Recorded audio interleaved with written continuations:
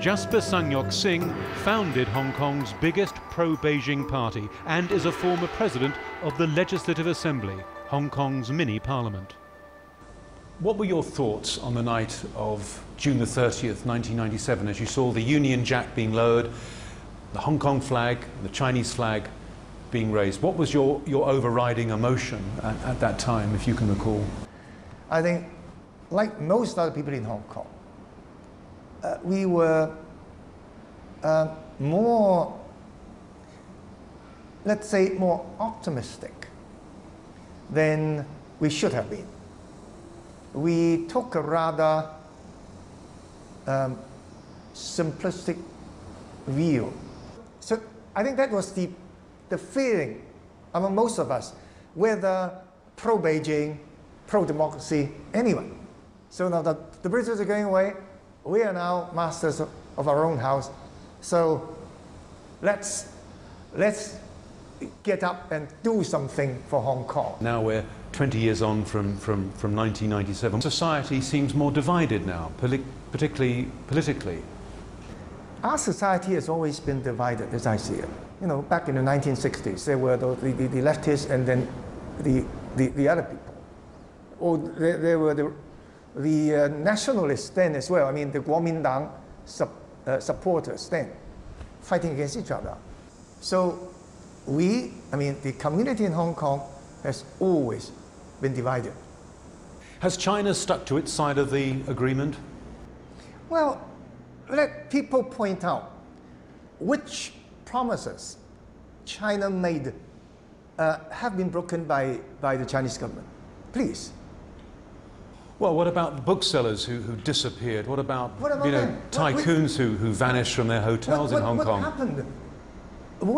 They were taken by Chinese agents. They were taken by Chinese agents. Were they? Well, at least one of them openly said in Hong Kong, in a press conference, that it was not so. That he went to the mainland voluntarily. Believe him or not, right?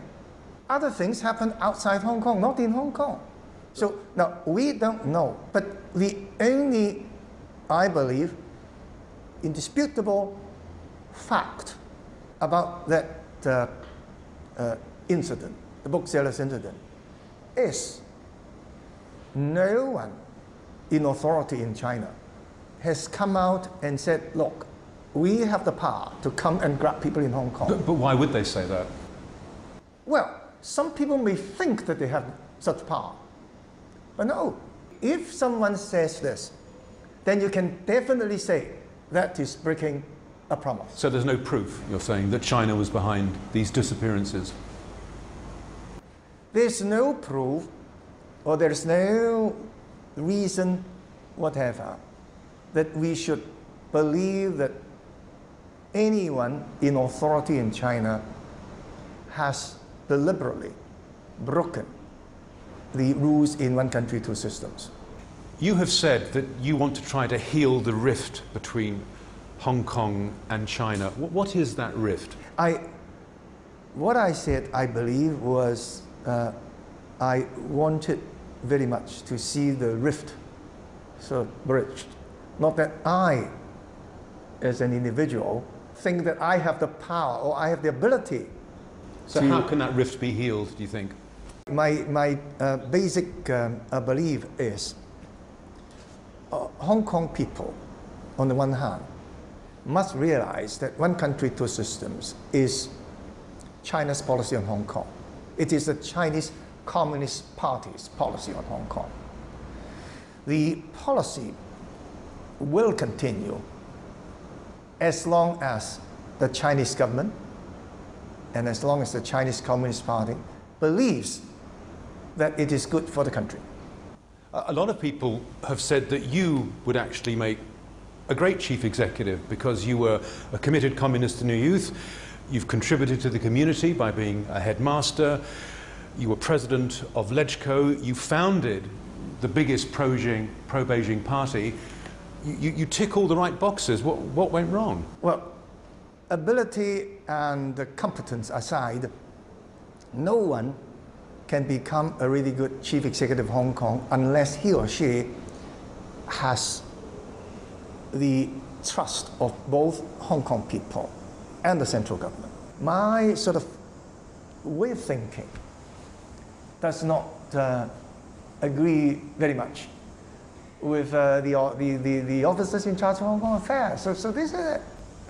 Let me ask you this. If there was a free election in Hong Kong, universal suffrage, isn't it the case that actually the pro-Beijing candidate will probably win? But that's what I believe. That's what I believe. You couldn't, I mean... So why doesn't China allow it to happen? Because probably, actually, their candidate would win. To the Chinese leaders, to the officials looking at Hong Kong affairs, you say, how can you tell? How can you tell? I mean, it seems inconceivable today that anyone coming from the pan-democratic camp can be elected the chief executive. But you know, politics is unpredictable. 20 years ago, you very rarely heard people openly calling for independence in Hong Kong. You hear that now, admittedly from a minority. Can you understand why people are calling for independence, and is it really attainable?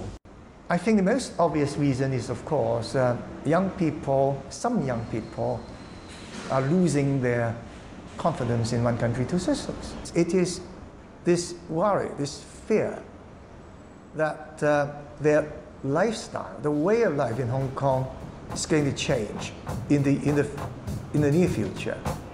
To China, it seems that Hong Kong sometimes behaves like a spoilt teenager, always asking for more, never happy.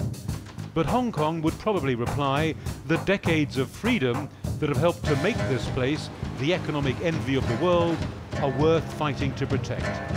The problem is, China's mood is changing fast, and so this tale could yet have a very unhappy ending.